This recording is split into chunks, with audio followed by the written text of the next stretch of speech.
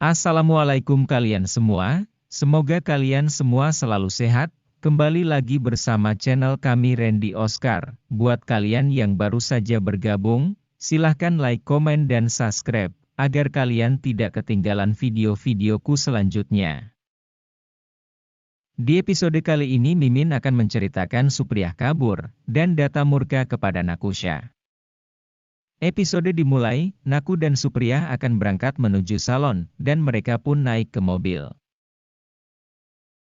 Sedangkan di sisi lain, ternyata Raffi bersiap-siap mengikuti Nakusha dan Supriyah, kemudian Raffi pun naik.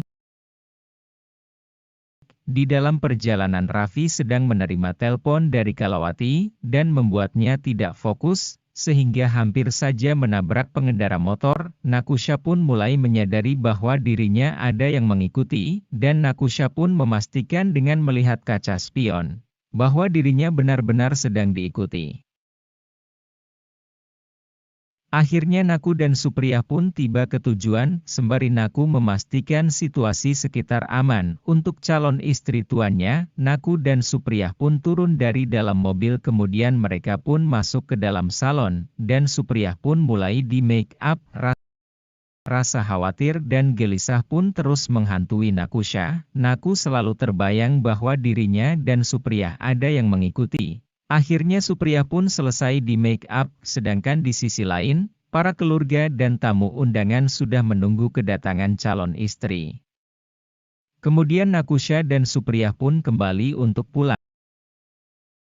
Dan mereka pun masuk ke dalam mobil. Setelah mereka masuk ke dalam mobil, rencana licik mereka pun akan segera dimulai. Kecemasan terus saja menghantui Nakusha. Di dalam perjalanan, tiba-tiba jalan ditutup, dan memaksa mereka untuk mencari jalan lain. Supir itu terus memutar arah mobilnya.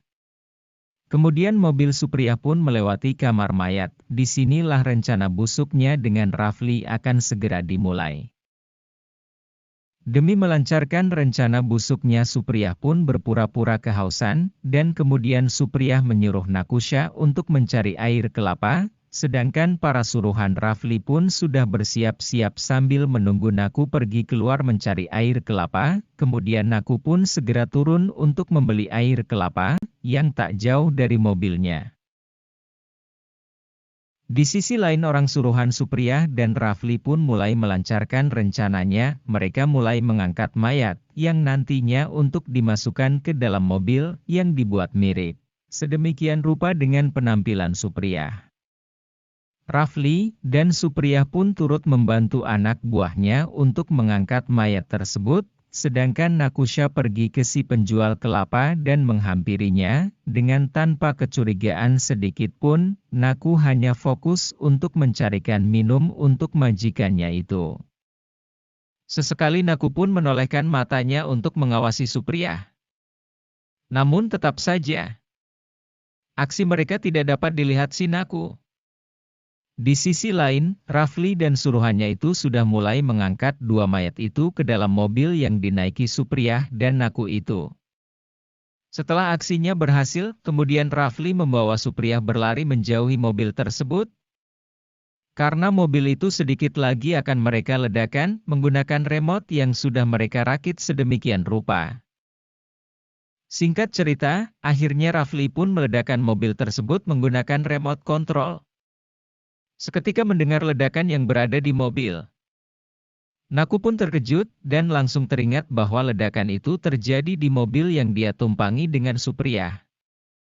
Dan Naku pun berlari hendak menyelamatkan majikannya itu, namun warga di sekitar ikut berlari untuk mencegah Naku. Karena ledakan itu sangat berbahaya, warga terus memegang dan mencegah Naku agar tidak mendekat. Melihat ledakan itu terjadi, Rafli dan Supriyah pun bersembunyi di balik pohon dengan rasa puas, karena misinya kali ini untuk kabur berhasil, dan Rafli pun menghubungi Kalawati, dan memberitahunya bahwa dia sudah berhasil meledakkan mobil itu, dan berhasil kabur. Mendengar laporan itu, Kala pun merasa gembira, sama halnya seperti apa yang dirasakan Rafli. Sementara itu di rumah kediaman Data, rasa sabar berubah menjadi panik, Saat beberapa jam Supriyah dan Naku belum juga kembali, dan Ibu Datta pun menanyakan kepada orang tua Supriyah, di mana Supriyah? Sampai saat ini belum juga kembali, semua menjadi merasa semakin tegang.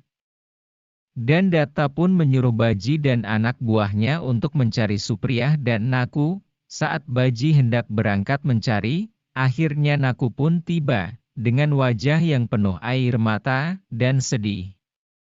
Melihat Naku telah kembali, semua suasana menjadi berubah bahagia, dan Datta pun berkata pada ibunya, "Lihat ibu, benar apa yang kukatakan, mereka pasti akan kembali."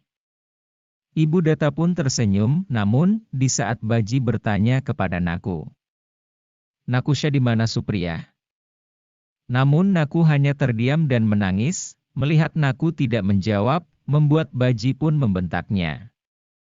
Melihat hal itu Datta pun ikut murka kepada Naku. Jawab Naku, "Di mana Supriyah?" Dan Naku pun menjawab, "Jika Nona Supriyah sudah tiada." Datta pun kaget. Nah, makin seru bukan? Oke, cukup sekian dulu episode kali ini. Mimin mohon pamit undur diri. Nantikan episode selanjutnya ya. Wassalamualaikum warahmatullahi wabarakatuh.